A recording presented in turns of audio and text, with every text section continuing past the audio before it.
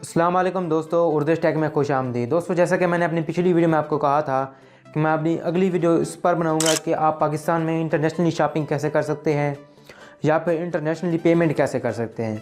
तो दोस्तों, आज की वीडियो इसी बारे में है कि आप गूगल प्ले पे कोई अगर एप्लीकेशन ख़रीदना चाहते हैं तो आप वो कैसे ख़रीद सकते हैं या उसकी पेमेंट कैसे कर सकते हैं, या फिर अगर आपने कोई नेटफ्लिक्स को जो है ना आपने सब्सक्राइब किया हुआ है तो उसकी पेमेंट कैसे कर सकते हैं। उसके साथ साथ आपने फेसबुक पेज जो है ना उसे कैसे प्रमोट कर सकते हैं, या फिर आप अली एक्सप्रेस हो गया या फिर अमेज़न हो गया, आप वहाँ पे शॉपिंग कैसे कर सकते हैं, उसकी पेमेंट कैसे कर सकते हैं। तो दोस्तों, इस चीज़ के लिए हमारे पास पाकिस्तान में 4 ऑप्शन अवेलेबल हैं। दोस्तों, अगर आपने मेरे चैनल सब्सक्राइब नहीं किया हुआ तो सब्सक्राइब कर लें ताकि मैं आपके लिए इस तरह की मज़ीद वीडियोज़ बनाता रहूँ। तो दोस्तों, चलते हैं वीडियो की तरफ। पाकिस्तान में जो हमारे पास पहला मेथड है वो ये है कि आपके पास क्रेडिट कार्ड होना चाहिए। क्रेडिट कार्ड कैसे होगा आपके पास? या तो आपको एक अच्छा खासा बिजनेस होना चाहिए या फिर आपकी जो है ना काफ़ी अच्छी अमाउंट जो है ना आपके बैंक अकाउंट में जमा हो, तब आपको क्रेडिट कार्ड मिलेगा। लेकिन क्योंकि बहुत सारे लोगों के पास इस तरह की फैसिलिटी नहीं है तो उनके लिए क्रेडिट कार्ड के लिए एलिजिबल होना मुश्किल होता है।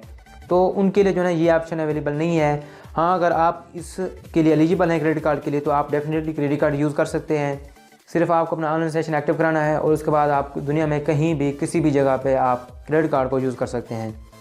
खैर, ये तो एक अलग से टॉपिक हो गया। अब हम बात करते हैं कि हमारे पास पाकिस्तान में ऐसे कौन कौन से प्रीपेड कार्ड्स हैं जिनके ज़रिए हम पाकिस्तान में इंटरनेशनल शॉपिंग कर सकते हैं या इंटरनेशनली पेमेंट कर सकते हैं। तो दोस्तों, इसमें सबसे पहले हमारे पास आ जाता है UBL का वीज़ा कार्ड। मैं आपको एक चीज़ क्लियर कर दूं कि मैं आपके लिए बेस्ट मेथड नहीं बता रहा, बल्कि मैं आपको ये बता रहा हूँ कि पाकिस्तान में कौन कौन से ऑप्शन अवेलेबल हैं। मैं इस वीडियो के आखिर में आपको बता दूंगा कि आपके लिए कौन सा मेथड सबसे ज़्यादा बेस्ट रहेगा। तो दोस्तों, हमारे पास जो मेथड आ जाता है वो है UBL का वीज़ा इंटरनेट कार्ड।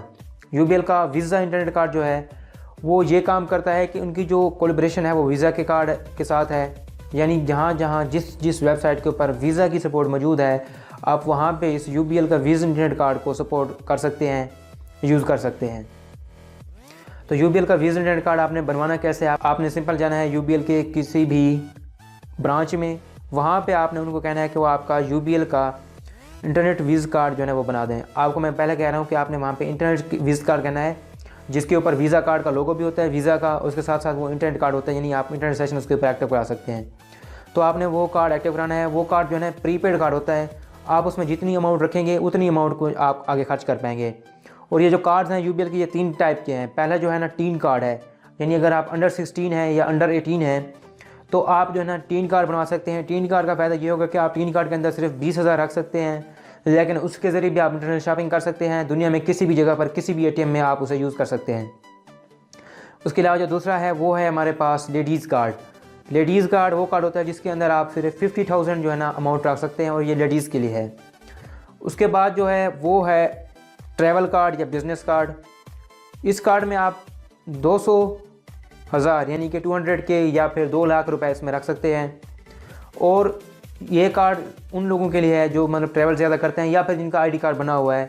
तो आपको जाना है 2 ID कार्ड लेके, साथ 2 ID कार्ड की कापी लेके, और वहाँ पे आपने अपनी 2 ID कार्ड की कापी जमा करानी है, अपना जो है ना फार्म वगैरह फिल करना है।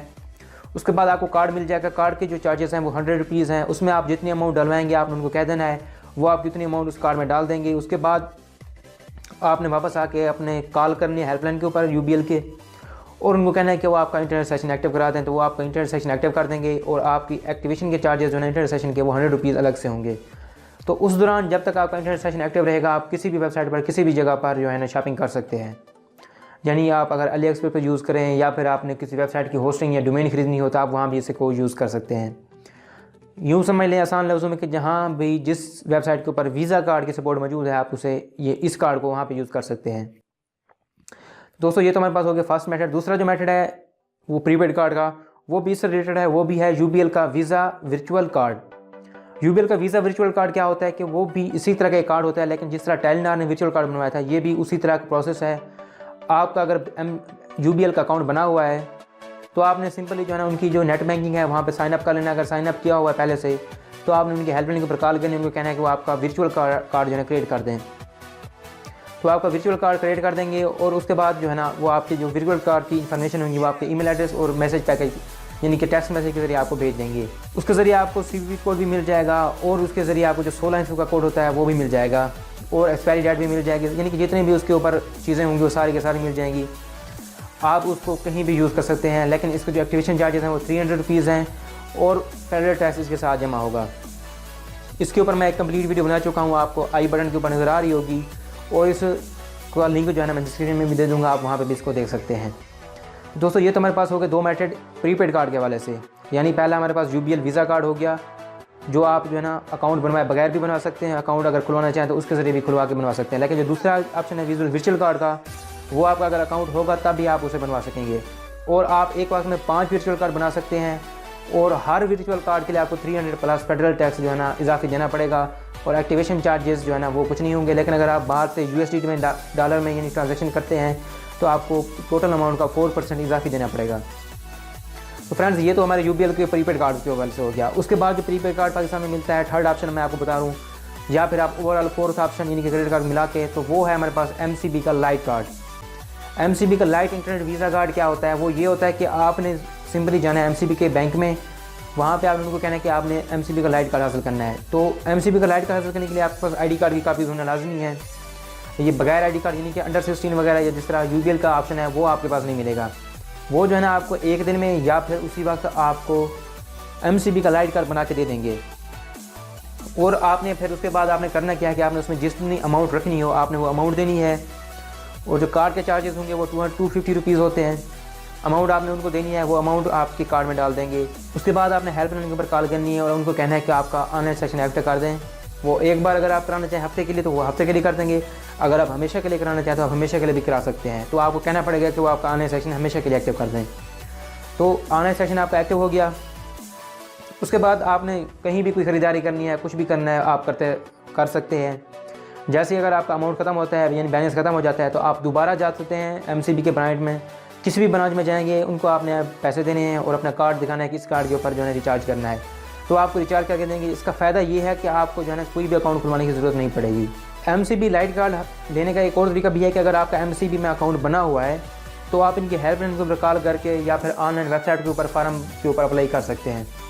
लेकिन अगर आपका इनका MCB अकाउंट नहीं है तो आपको सिर्फ ब्रांच में ही जाना पड़ेगा, और अगर आपकी जो है एक ब्रांच में नहीं है तो आप मेन ब्रांच में जाएँ, वहाँ पे जाके अप्लाई कर सकते हैं, तब आपको जो है MCB का वीज़ा कार्ड मिलेगा। दोस्तों जो इसमें सबसे बेस्ट तरीका मुझे लगता है वो है MCB का लाइट कार्ड, क्योंकि ना तो इसमें आपको कोई ट्रांजेक्शन के चार्जेस देने पड़ेंगे, ना ही आपको जो है ना ऑनलाइन सेशन एक बार एक्टिव कराना पड़ेगा, बार बार एक्टिव नहीं कराना पड़ेगा।